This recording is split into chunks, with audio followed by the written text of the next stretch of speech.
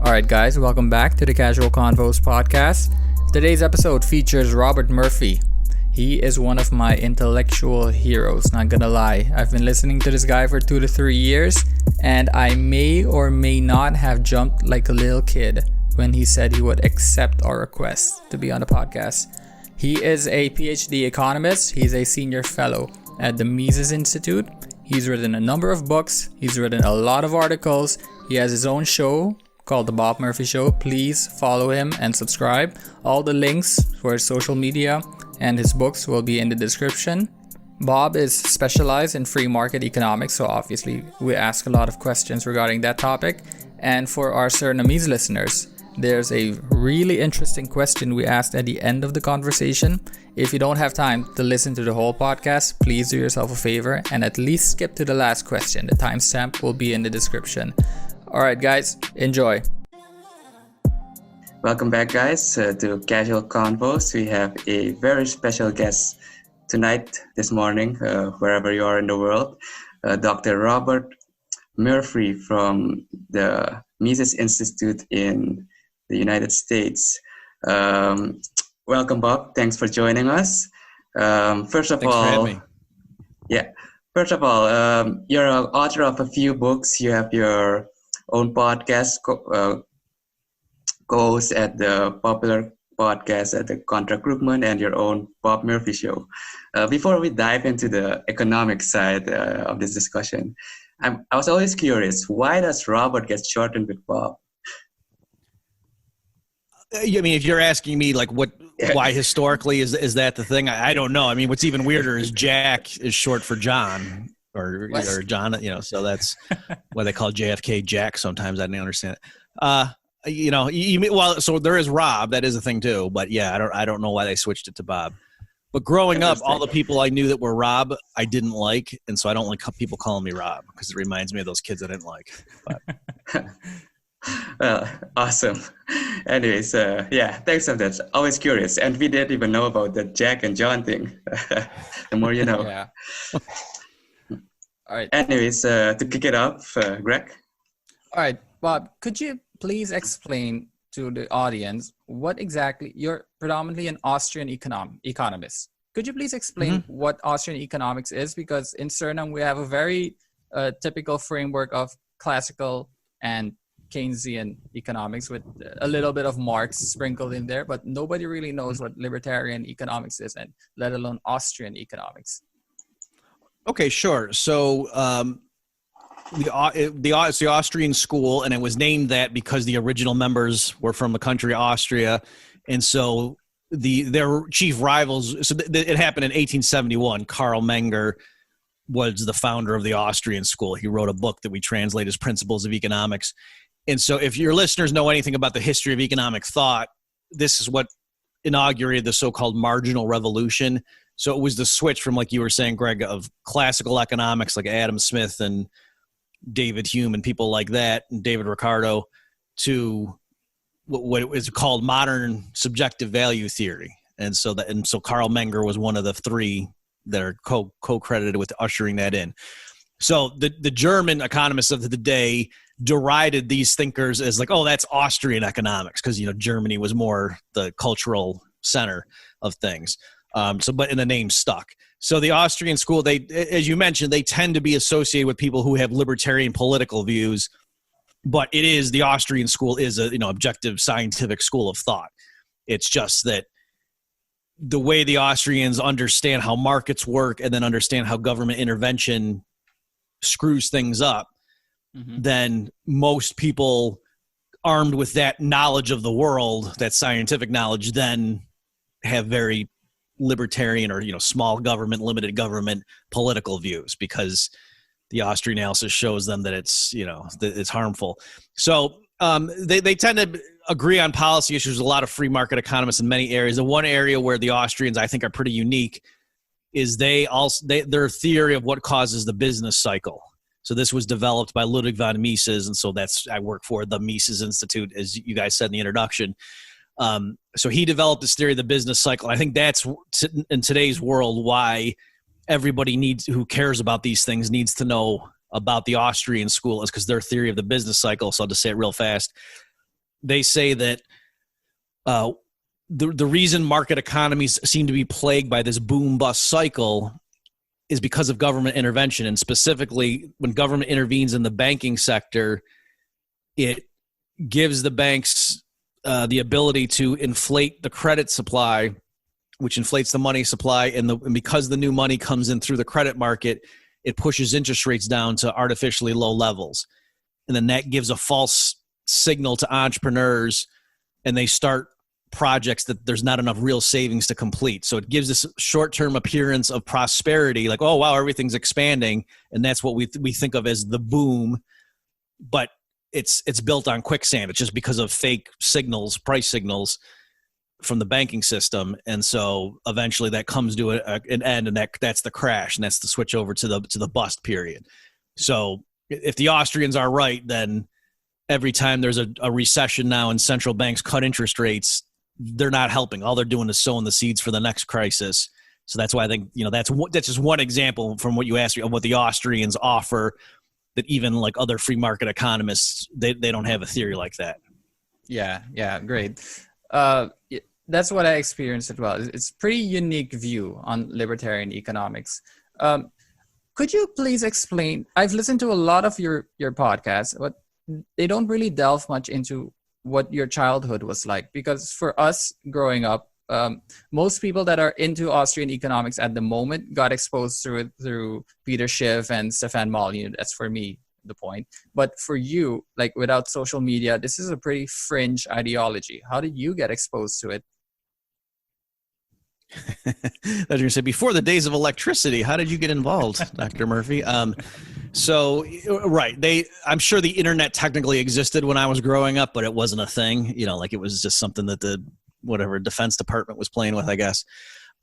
So my dad listened in the car when he would drive me around, like in my 7th grade or so. He listened to this guy called Rush Limbaugh. So Rush Limbaugh is still active and people could still listen to him, but lately I've been stressing this every time I mention this part of the story. Rush Limbaugh back in 1991, which is probably the year or so that I got into him, was really funny and entertaining. And it was only over time that he got more like associated with the Republican Party or whatever. But back then he was more like a Twitter troll is nowadays, someone who just zings people and whatever. Like that's kind of what he did back then, just making fun of what he called liberals.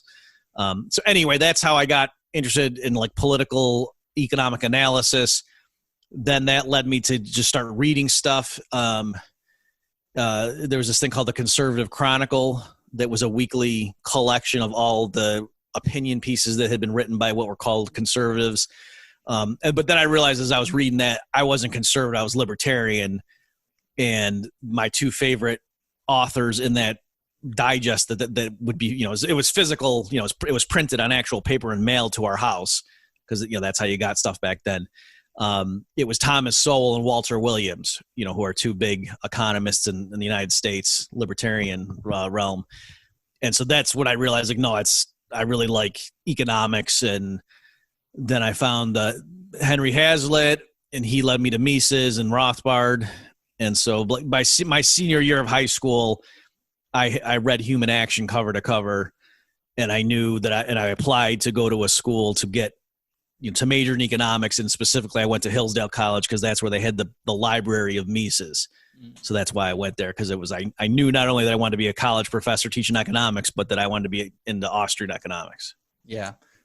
So you mentioned liberal and conservative economics, but libertarian is actually very different from both of those sides. And usually when you consider free market economics, they put you in the conservative realm, and then you must support Donald Trump and you're a MAGA freak or whatever. But in reality, you guys don't even support either of them.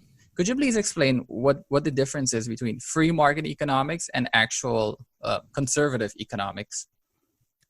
Sure. So again, we should probably be saying more like political philosophy or conservatism versus libertarianism in the U.S. context.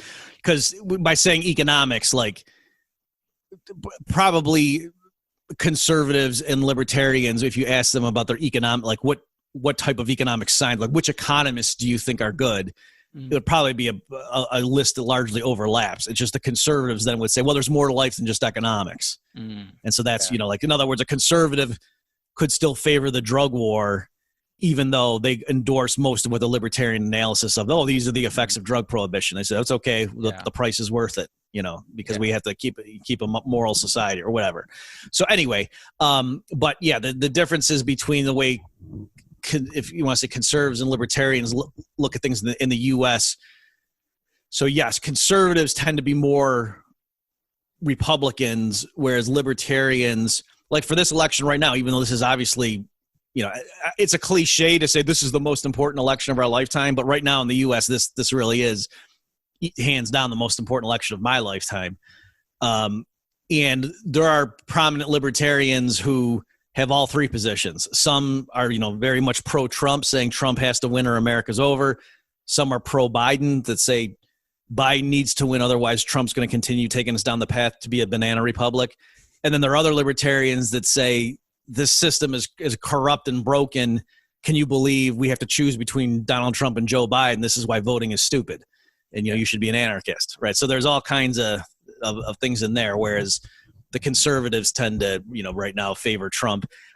So another thing too is, like, regardless of one's views on the morality of drug use or prostitution or things like that, most libertarians don't think the government should be punishing that stuff. Whereas, a lot of conservatives do. Like, so on narrow economic policy issues, conservatives and libertarians tend to be pretty similar. And then on social issues, liberals and libertarians tend to be similar because the libertarian, doesn't favor the state in either of those realms. So that's why sometimes people summarize it and say, what a libertarian is conservative on economic issues and liberal on social issues. But actually, I'd say it's libertarians are consistently skeptical of state power and want to have freedom for the individual. And the other two camps are, contradictory depending on what the issue is. Like, in one way, the government, if you're a conservative, the government is competent and moral enough to, like, instill patriotism in young children and to make sure that they don't get corrupted by prostitution and pornography. But on the other hand, when it comes to, like, the welfare state or setting the minimum wage, it's a bunch of idiots, like Nancy Pelosi running the show.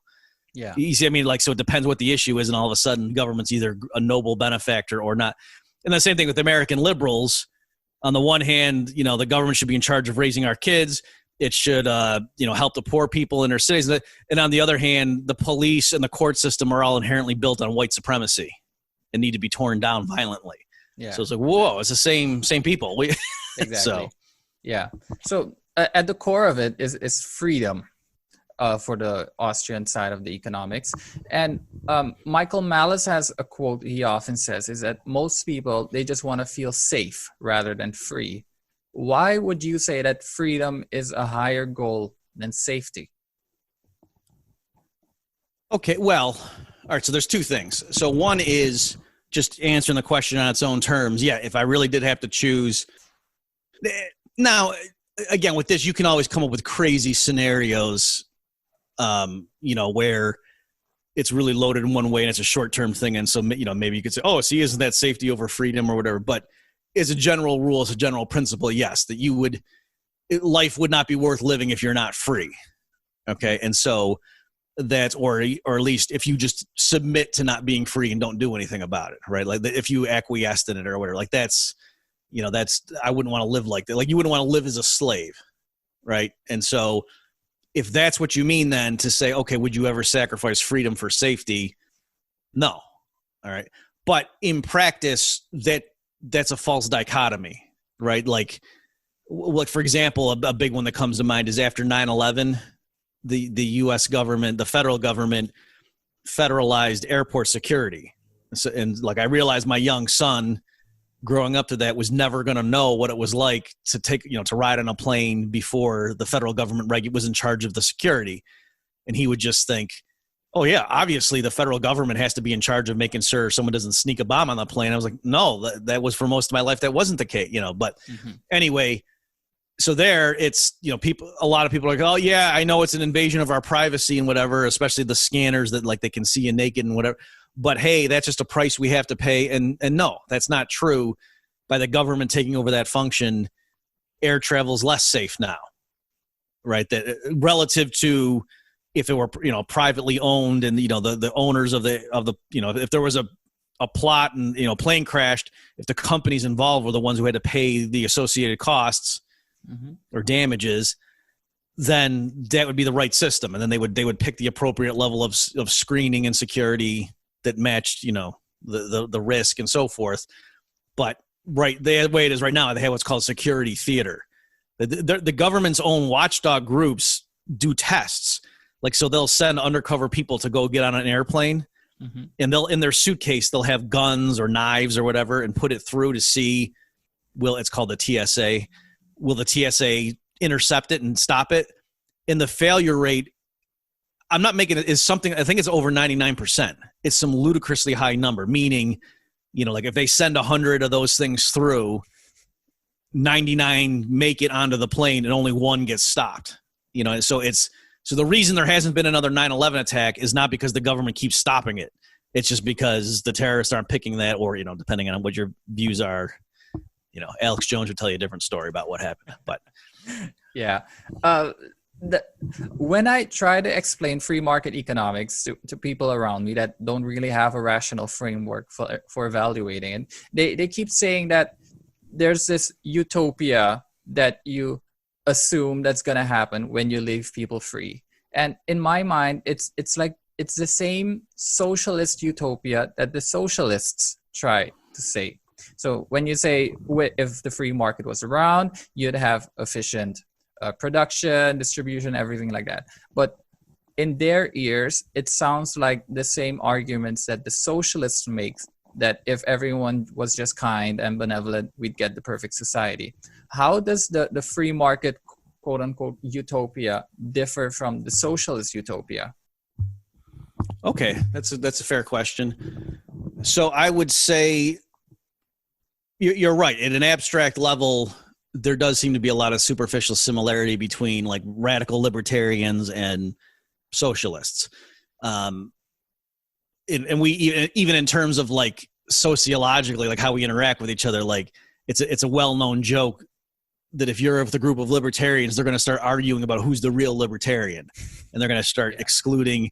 So it's no wonder that the movement doesn't get anywhere, because at any given time, there's only 15 of us who can agree. Okay, we're all cool, but everybody else, So, and Marxists and socially, they got their Leninists and they're this and they're that, Trotskyites, and they have their own little, so just like we do. Oh man, I can't stand those people from George Mason, that kind of stuff. So there is that, but I would say a huge difference between the free market libertarians who can write up things about imagine a world without a coercive state, and how could police and courts be provided privately, and I'm one of the people who writes stuff like that.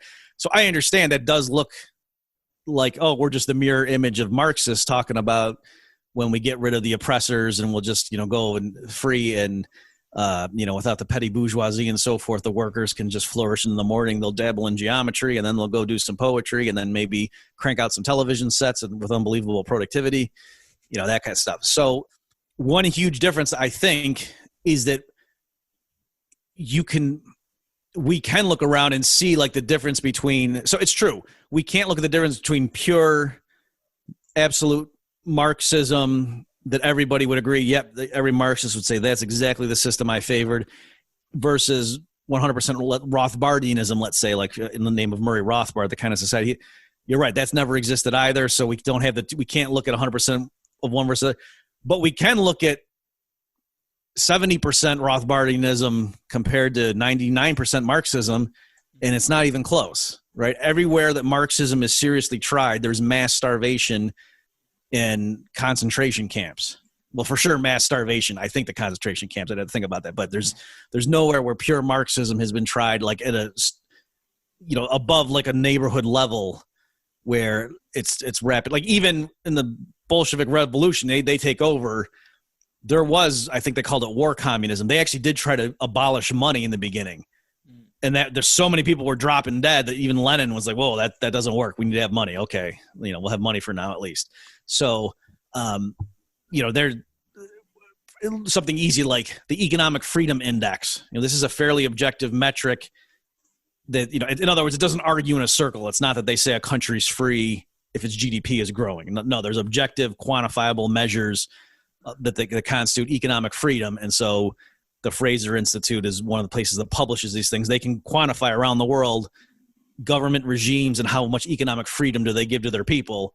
And then just doing standard, regression analysis, like clearly economic freedom goes hand in hand with not just economic growth and low unemployment and stuff like that, but like literacy and, nutrition rates and the, falling infant deaths and stuff like that. So, I think it's clear our system works. And whereas the most horrible regimes of the 20th century were all socialist, like again, and this is a cliche at this point, but Nazi stood for National Socialist. So even Hitler was not the polar opposite of socialism. You could say he's a polar opposite of classless communism that's international, perhaps, but not because of the essence of the state versus private business. So I guess that's what I would say. And, and then even more extreme, like certain areas that,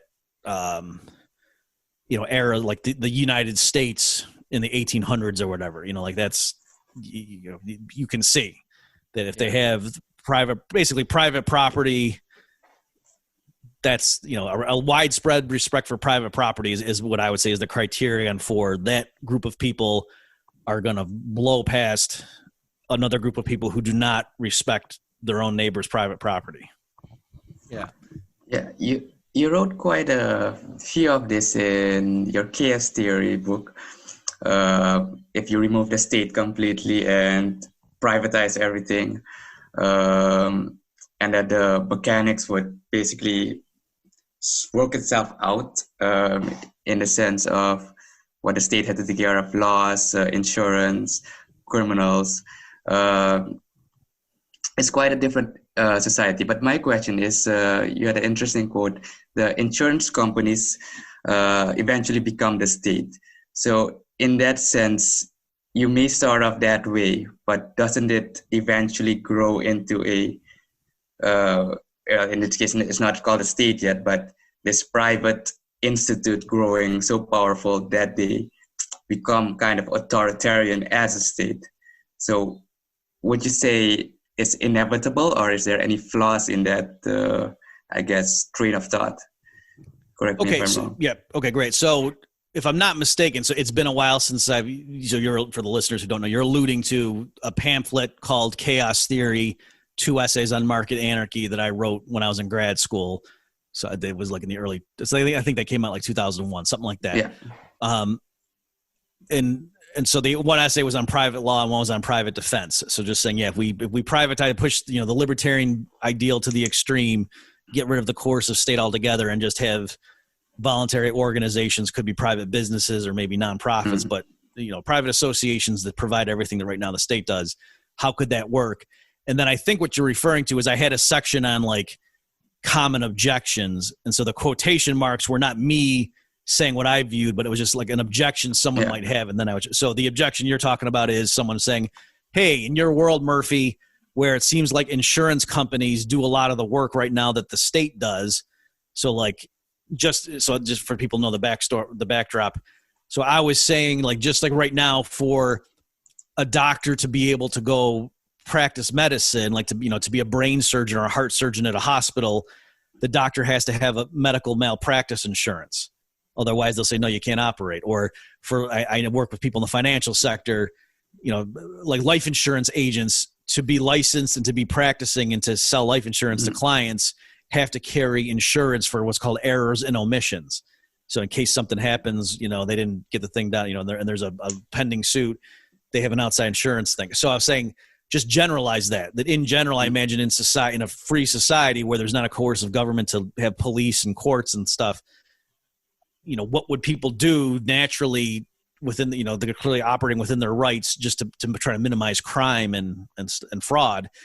And so I would say I thought there'd be a bigger role for that. So insurance companies basically be vouching for people. So you go to apply for a job at an office, they're not going to hire you unless you have some third party agency saying, yeah, if this guy comes in and just takes a gun out and starts shooting people, then, we'll compensate you.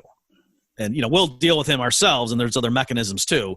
But in terms of why would someone just hire someone off the street to come in and work for them, so there's outside firm vouching for them, or just to rent a car, you'd have to have an outside agency vouching and saying, yeah, if this person doesn't return the rented car, we're good for it. And that's the model I had. So now that the objection is, okay, you got rid of the state, Murphy, but wouldn't these insurance companies basically regulate your life, tell you what to do, or else you get punished? Mm-hmm. That's just the state by another name, isn't it?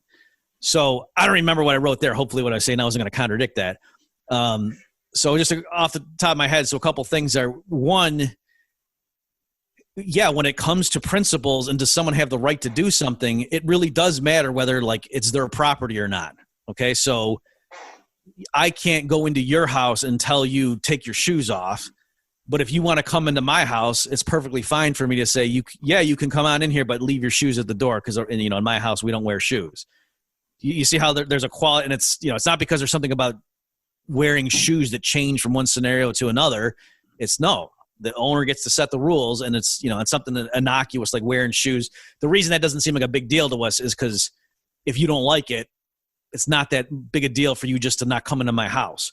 Whereas if it's like a store that says, oh, if you're Muslim, then you can't buy food here, that does seem like, whoa, wait a minute. That strikes more people as a problem.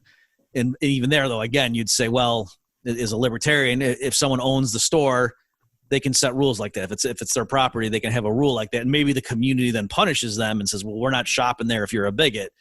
But, notice how it works. You can't burn the store down because you're mad at them.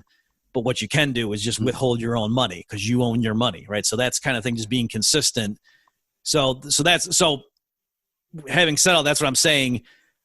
Partly the reason we don't like the state as libertarians, it's like a twofold thing. Yes, they do horrible things, but also they violate people's property rights. So when the state takes my money through taxation, I don't like that for two reasons. Number one is what they do with the money is awful. They buy bombs, and even when they set up welfare programs or whatever, they have bad incentives that hurt the recipients, or at least in some sense.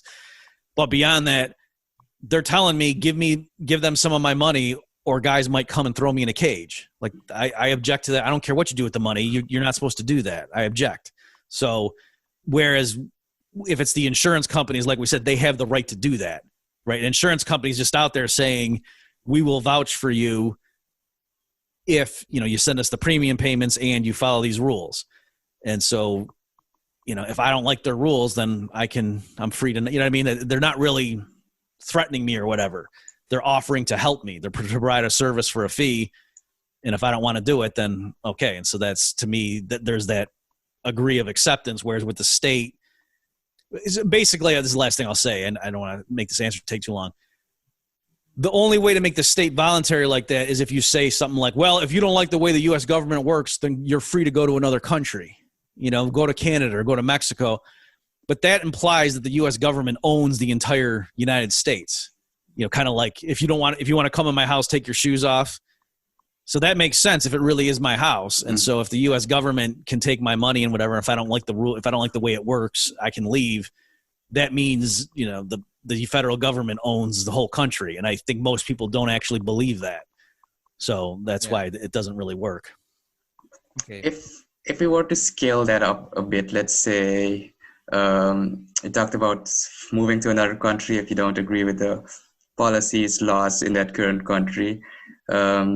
Certainly nowadays with the globalization, companies are getting bigger and bigger. They have more global influence. Some are headquartered in island states like Malta, and then have their whole operation in Canada, the USA, the Western world.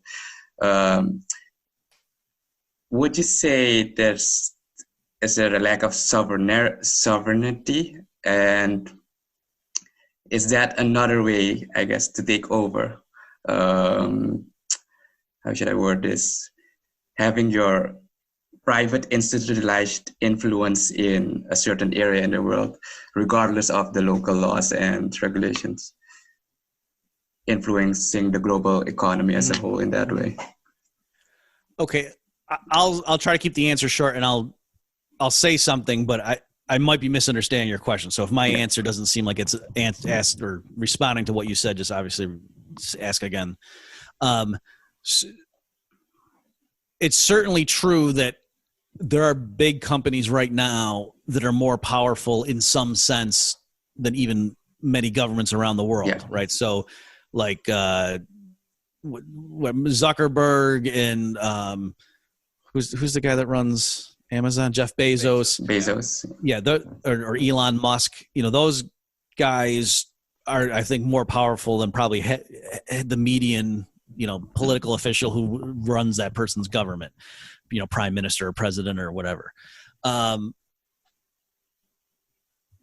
If they were to obey property rights, then I wouldn't have any problem with them being even trillionaires, right? Yeah. So the extent that so far they've largely gotten to where they are by providing, goods or services that customers want, I'm okay with it. The thing though that's naive just to say that and move on is because those big companies often work in conjunction with the local governments. Yeah. So like in the United States, there's tons of invasion of privacy and, surveillance and spying on people and giving their information over to other companies but also to government officials, like, just to monitor Americans. Internationally, like I know there's stories of like energy companies going and, developing some local resource and, dumping the pollution and where, like the people who live right there get hit hard and the local government likes it because they get money from the energy company. So things like that is where there's a conjunction where the government sort of allows the private company to violate property rights and the government holds back the normal retaliatory mechanisms that would kick in because of a crime. And so that's, as an anarcho-capitalist, that book Chaos Theory, I said, this is yet another reason governments are bad, is because they take over the business of law enforcement and say, yeah, don't worry, we're in charge of this. We'll make sure those polluters pay. We'll make sure that, if somebody mistreats you, we'll punish them, even these fat cats of the company, but they're corrupt. They actually take money from the companies to not punish them when they hurt regular people. And so that's another reason that you shouldn't have governments be in charge of the police and the courts. That's stupid. Yeah. So I guess that's how I would answer that. A company that really does obey property rights gets to be huge only by serving customers better. Exactly. Another thing to keep in mind is some of these companies like Facebook and and Amazon or whatever, they didn't exist that long ago. Like they're relatively new companies. So it's not that they stole something from someone. It's just they gave us something brand new that we didn't even know we were lacking. So it's, it is kind of odd to like lament over their power when, everything they deliver, that they bring to the table is something they kind of invented. Yeah. Just like I would say the 9/11 attacks had a pretty negative effect on libertarianism as a whole. I would say that the pandemic has done it as well, only on a global scale. But how can you be a libertarian during a pandemic? Like, how can we even start to convince others that centralized intervention is a bad thing when they would argue that you at least need the government to provide safety and to distribute medicine during times of a crisis? How would you attack that argument? Okay, well, I guess one thing is I would say look at the United States right now and what happened in the United States during the pandemic, because the government officials, either the same officials over time or officials at different levels, like the federal government versus state governments, might disagreed. The overall response was not coordinated, was contradictory at points, and it was not a unified national strategy. And so, whether you like Trump or hate Trump, clearly what happened in the U.S. was a disaster from, standard, the way one would want to respond to a pandemic. And so my point would be, so it wasn't because the U.S. had a free market and didn't have government mechanisms to regulate when it comes to pandemics. They were done poorly. And so I'd say, notice when you basically say we want the government in charge of pandemic response because that's such an important job, if you have the wrong people manning the government when that pandemic hits, it's going to be disaster. And I'm not just speaking in the abstract, specifically in the U.S. There were several companies. There were a few healthcare facilities that wanted to start rapidly testing their.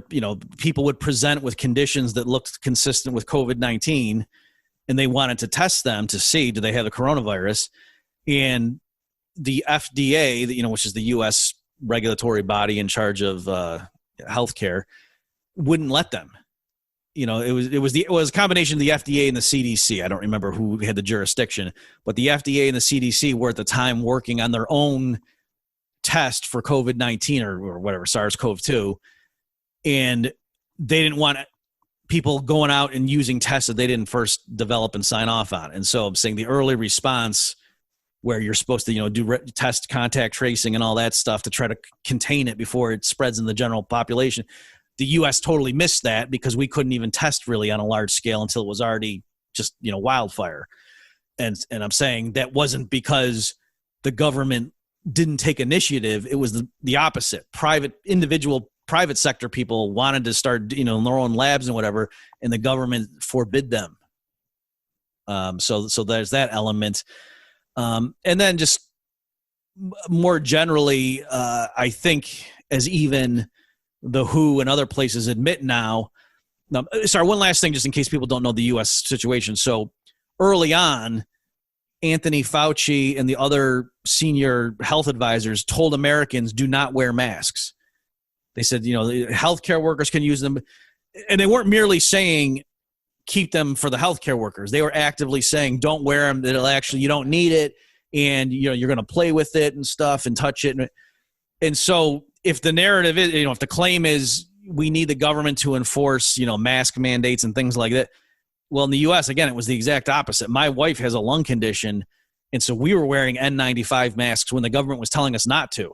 Like, we actually had to go into the hospital, and the doctors there were looking at us and they're saying, oh, are you guys healthcare workers? Those are some nice N95 masks. Like, they were actually shaming us. Like, how dare you be wearing those? Well, they didn't say it that harshly, but so that's my point, is that just putting the government in charge of something, don't assume what you think is the right policy is actually going to be implemented. Whereas if it's voluntary, then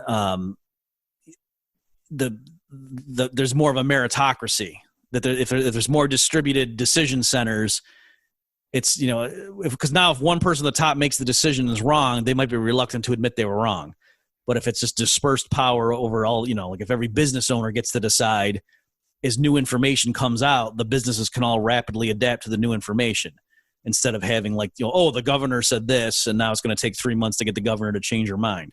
Yeah. So last thing I'll say on that is, at least in the United States, there was a lot of resentment against the mandates. And so, if the population doesn't want to do whatever the experts think is the right thing to do, like wearing masks or socially distancing, just passing a law doesn't mean it's going to happen. I mean, just look at drug prohibition. Just because you say, it'd be better if nobody used heroin, you can't just snap your fingers and then no one in the society uses heroin. You can throw heroin dealers in jail, but that sets up a dynamic. So likewise, even if we agreed, yes, there's a certain population, these people are naive, they don't know science. If they would all just stay indoors and wash their hands and wear masks, and fewer people would die. Okay, so somehow you got to get them to see the light, and pointing guns at people in general is not a good way to teach them. And yet, that's basically what the interventionist is saying when it comes to pandemic response. Oh, we can't explain why we have to force people to do this at gunpoint because they're too stupid. Yeah. All right. So away from current events, there's one economic theory associated with the Austrian school that was a really big aha moment for me. And that was Mises's critique of why communism doesn't even work in theory, of how prices are coordinated. Could you please explain what that really is? Because that was such a big moment for me. And I think our listeners would appreciate that as well. Okay, sure. So it's what Mises specifically showed was that economic calculation under a socialist regime is impossible. All right. So sometimes people say Mises argued socialism was impossible. I think that is a little bit ambiguous, because then you could say, oh, the USSR lasted for 70 some years. So what Mises was saying was, from day one, if there's a genuine socialist regime, you don't have rational allocation of resources. Like the central planners are groping in the dark, he said. And so the argument is, what do we mean by genuine socialism? He's saying that means that the government owns at least the major means of production. So all the farmland, all the factories, all the iron ore, crude oil deposits, things like that. The government owns them, and then who's in charge of telling workers where to go and what their jobs are? The government's in charge of all that. And, so Mises is saying, given that, that's what I mean by socialism. And he said, just for the sake of argument, let's assume away any problem with incentives. So if the government tells somebody, you're going to go work, in digging ditches for the rest of your life, he says, yes, sir, I love to help my comrades. And he goes and happily digs ditches, right? So that's not that there's sabotage or you got to worry about morale. Let's assume that. And he said, let's assume that the central planners, the people who are deciding on the economic blueprint, they have at their disposal all of the best up-to-date scientific and, chemical engineering plans, so there's no issue of them knowing the various techniques used in various types of industries. Like they'll say they have Mises is saying, even so, there's no way the central planners can say, this is what we're going to do with our resources. The workers are all going to do X, Y, Z. This is the output. And then here's who's going to get it. We'll give this amount of milk to the, mothers with small children. We'll give this to the, so we can make sure nobody starves and everyone's got enough. There's no way to look at that economic plan of taking our inputs and making outputs and then distributing it and knowing whether you're making a good use of society's resources.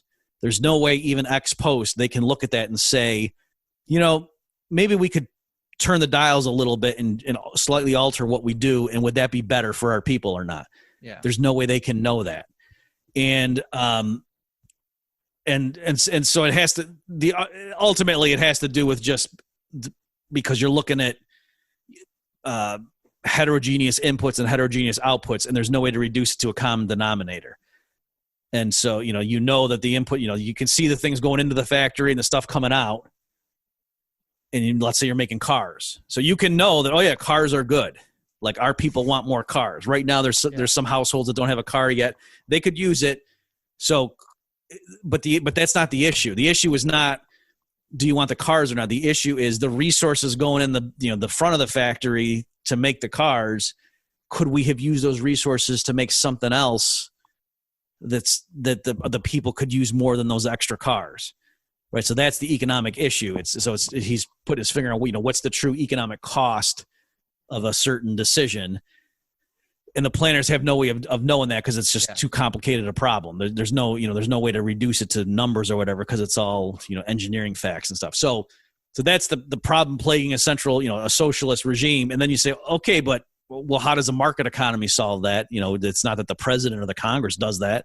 And you say, right, because in a market now, since it's not socialism, that means the means of production are privately owned. And if they use money, that means we have money prices for everything. And so now we look at the factory, resources are going in one end and cars are coming out the other. It's a very simple calculation to say, is that a good use of resources? You ask the accountant, is this operation profitable? And what does that mean? It means, are we getting more revenue for our cars than we have to pay to buy all the inputs that go in the front of the factory? And if the answer is yes, that means we turned a profit. We earned more dollars selling than we had to spend buying the inputs. That's what it means to turn a profit. And so if you're doing that in a loose sense, it's like you're taking resources that society values at a certain amount and you're transforming into something that society values at a higher amount. So that's the sense in which you can say this is a socially useful transformation, and this factory is contributing to, economic output, let's say, on net. All right. So I'm skipping some steps and, being a little bit vague in certain areas, but that's the gist of it, to just show that, so the socialists thought that money was just this barbarous relic, and that, what accountants did was silly and just like, some offshoot of capitalism that was necessary in that system, but they thought there'd be no analog of accountants in a socialist commonwealth. just produce for the people, not for profit. But what Mises showed is no, the profit and loss, bookkeeping actually is what gives order to the anarchy of capitalism. Yeah. So for the pricing mechanism to work, you need supply and demand to interact, to send that information to producers and distributors on how to coordinate in the future. And if it's all centrally planned, you don't even have those prices in the first place to send that information. All right. Right, exactly. And what's interesting, just in terms of the history of economic thought, so Mises wrote that up, I think it was in 1920. 1920, yeah. Yeah, that was his article, and then the book come out later. I'm getting my dates mixed up a little bit, but yeah, I think the article was 1920, and the socialists responded to it, and the most famous, what they were called, the response of what were called the market socialists, like Oscar Lange and Abel Lerner, and the way they responded to Mises' critique was to say, oh no, the Central Planning Board could announce a vector of exchange ratios and then tell the plant managers trade resources according to these ratios as if you were a manager in a capitalist system trying to maximize profits, right? And so they were, getting they were simulating as if they were a market economy. It was just but with their own prices and being able to change the initial distribution of resources. Yeah. So, Hayek mentioned when he responded to their response saying, notice how far they moved the goalposts. It went from imagine a utopia where we don't have to worry about money and pricing and these barbarous things, and now they're basically reintroducing the back door. And there were problems too. You can't, as Mises says, you can't play market. And I don't know if you want to get into it, but there's reasons that the market socialist solution still doesn't work. But notice, to try to plug the holes in their position, they basically reintroduced markets and just said, oh, but it's still, the government still has a role in regulating them. But they kept walking back towards capitalism. Yeah. All right. So something that I've had trouble understanding is that I found a January 2013 study from the Econ Journal, and it said that about the economic professors, around 5% are libertarian. While I saw a 2017 Cato Institute study that said the general population is about 10 to 20% libertarian. Why would you say that 5% of economics professors compared to 10 to 20% of the general population? Why would you say there's such a great divide between those two groups? Because I would think that the economics professors, when they actually understand economics, they would identify more with libertarianism. But that's the opposite.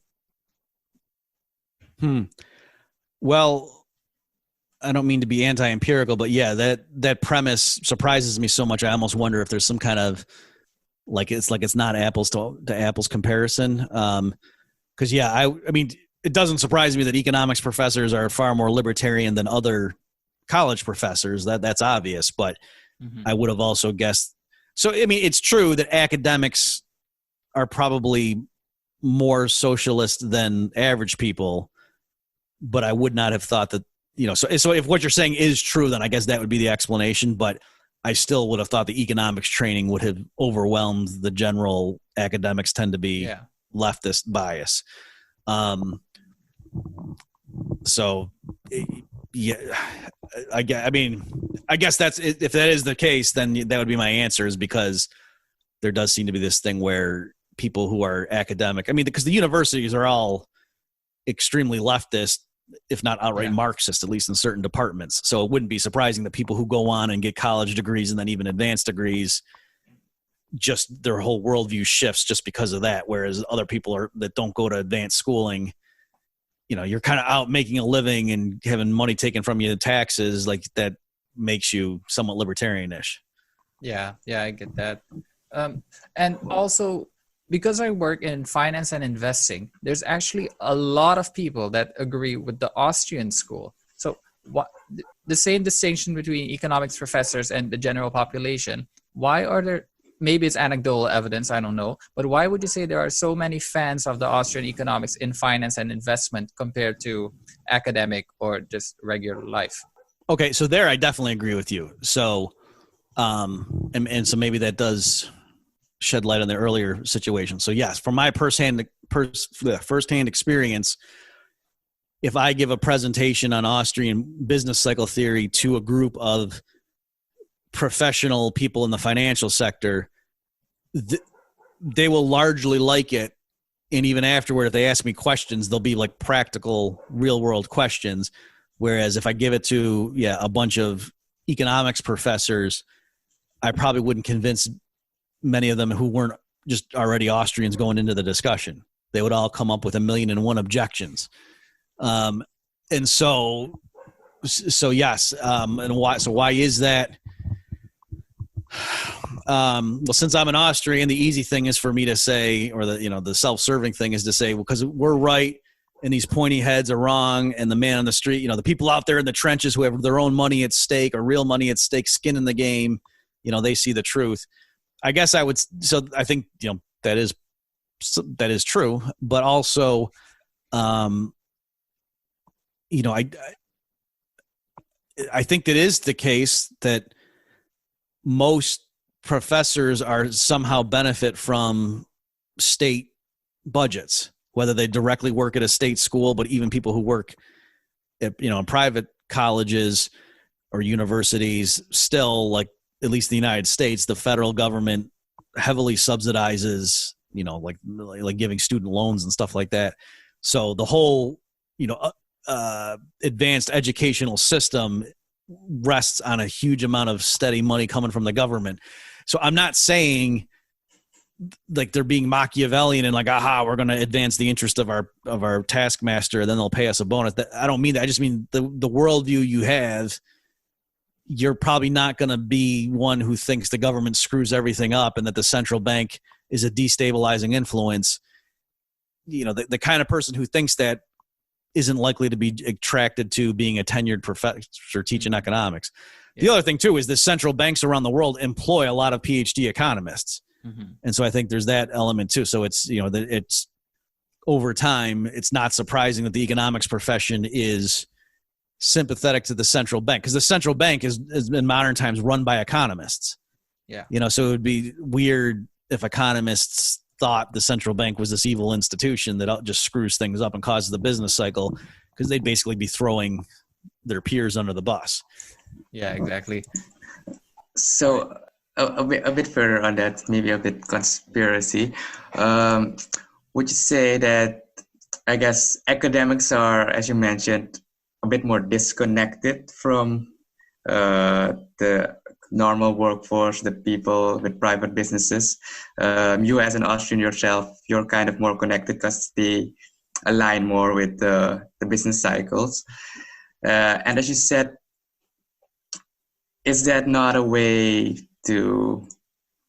for, I guess, central banks, governments to keep that influx of professor or information control to their benefit?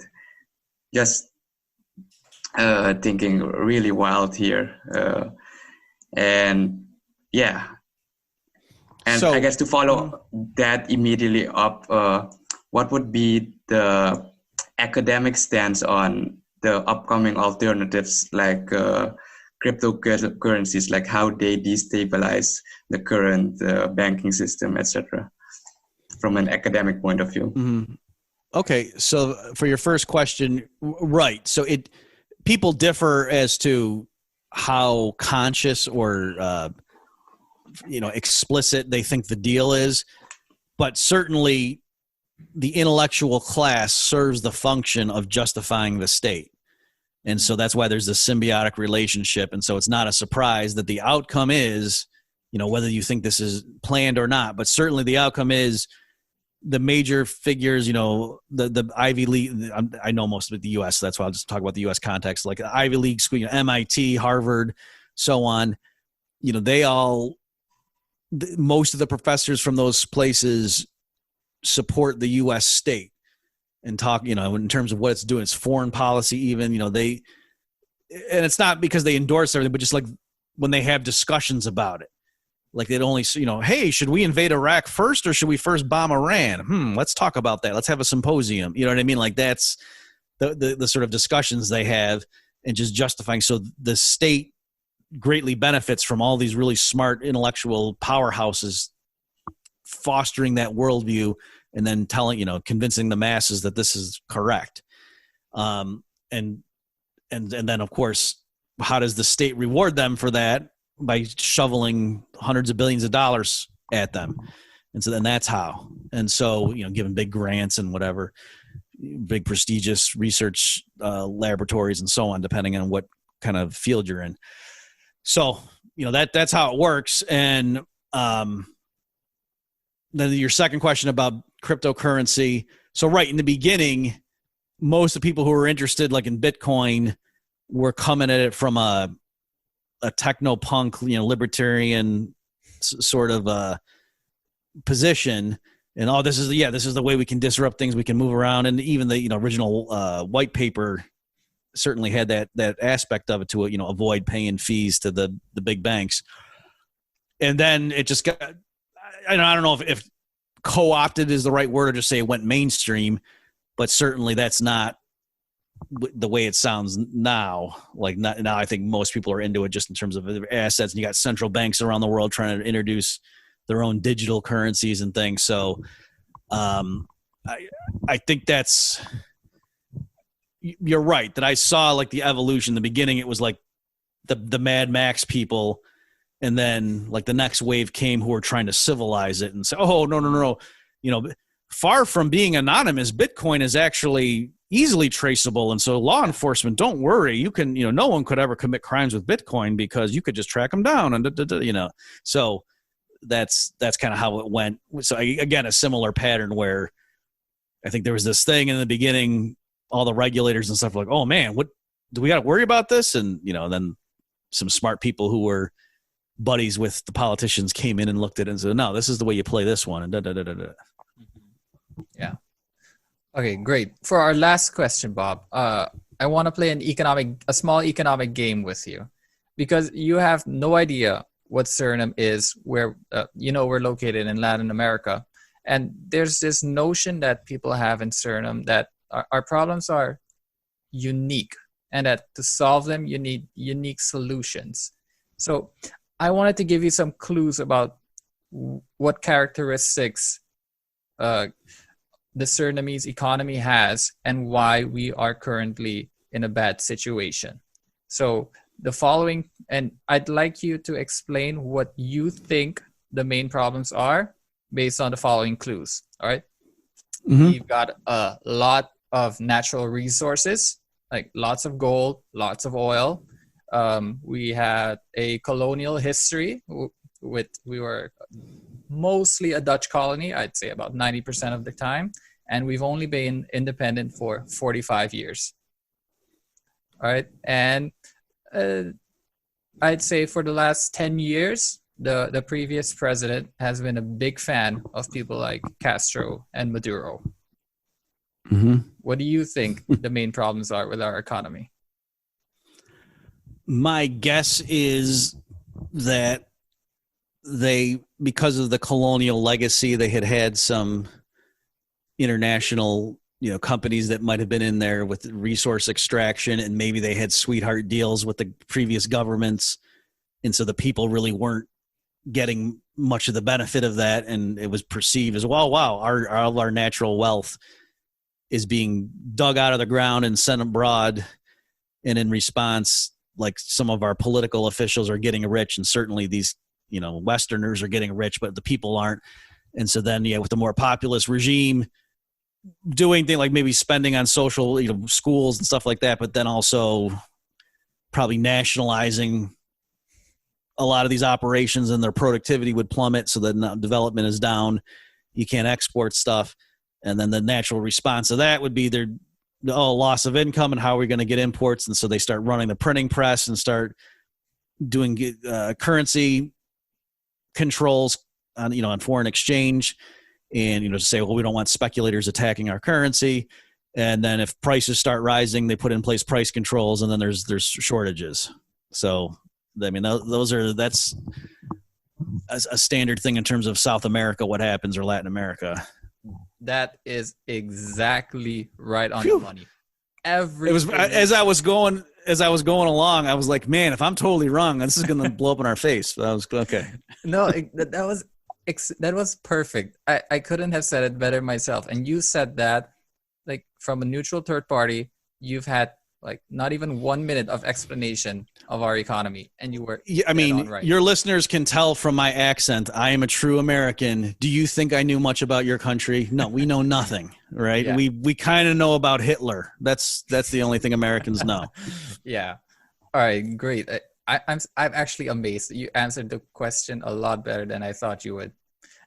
Okay, so now that you have the problems really well viewed, and how would you say the way to fix those problems are? Just from a neutral third party, just give your opinion, not a professional consultation or anything. Sure. So, I mean, notice there, and I was trying to talk about the previous period too, because I know, these leftist groups that seize power and, and kill their opponents, and the people are kind of okay with. It's not in a vacuum. It's not like it was a wonderful world life beforehand, and then all these leftists out of nowhere said, hey, let's shoot everybody and let us be in charge, and everyone said, oh, okay. Like that's not how it happens. So notice that through all this stuff, all the injustice is ultimately because the state is grabbing control of resources, right? So originally, if it is true that Western companies come in and exploit the resources and the local people really don't benefit from it, that's because the government, your government assumed, hey, we're in charge of how these resources are going to get developed, as instead of like the people owning them, come up with some way of distributing, stock shares or something like that of, what they could each citizen could own. So there's that element. And then, like if you're having food shortages, that's just classic. It means literally textbook economics. Like, why is it that that merchants used to have food on the shelves and now they don't? The way you produce that is run the printing press, and then when prices start to rise, say it's illegal. If any merchant tries to charge more than this amount per loaf of bread, you get punished. You're guaranteeing then there's no bread anywhere. Like, why would anybody sell at a loss, right? So the way to stop that is get rid of price controls. Then food will be on the shelves again. It'll be expensive, but it'll be available. And then, so how do you get the inflation under control? You got to stop creating more money. I mean, it's pretty simple. So it's painful. There's a reason the government's in this cycle where, oh, gee, prices keep rising. So for us to now be able to still buy this, to pay the soldiers and, hand out the food to people so there's not riots and things like that, we got to keep creating more money to stay ahead of it. But that just sets up a vicious spiral until the currency crashes. So, so I don't know what your inflation rate is. I mean, it depends how bad it is, whether you go to a different currency or not. But if it's not completely out of control, you can get it under control just by stop running the printing press. And like I said, there's going to be a crash. It's going to be painful, but to keep going on this path is not going to work. And then just, reintroduce basic property rights that if the government, like if there's state-owned enterprises, they should sell them off. And I want to say here too, so-called like neoliberalism is a bad word, and I understandably so, because what happens is countries get into trouble and then they appeal to the IMF or the World Bank, and they come in and give them a set of, austerity measures and shock therapy in exchange for loans. And a lot of times it'll be things like raise taxes as a way to help pay down your debt. So I would never say that. So your government should, by all means, give more economic freedom to your people, not raise taxes. But in the state-owned enterprises, sell them off, and then you give the proceeds as like a lump sum tax rebate to everybody or something. In other words, not pocket the money so government officials get the money from but the important thing is to get those resources into private hands, even though there's going to be some corruption along the way. Don't keep it bottled up and have the state running it, because the political class doesn't know how to run a business. Like that's not what they're good at. And so you want to get those resources into the private sector. Yeah. Okay. Great. That was our last question, Bob. If you have anything extra to add or something you feel like we might have missed, just feel free to add along. But if there's nothing else, then I guess it's a great podcast. Oh, thanks. I appreciate that. Yeah, I guess I would just tell people, if you want to read more about the Austrian school, check out my book Choice, which you can get on Amazon or something. And then my podcast is at bobmurphyshow.com. Yeah, we'll provide all the links in the description. And thanks a lot, Bob. This has been great. Sure thing. Thanks, guys. No, definitely. I've learned quite a bit through this. Stop. Glad to hear it. Thanks for talking with you guys. All right, stop.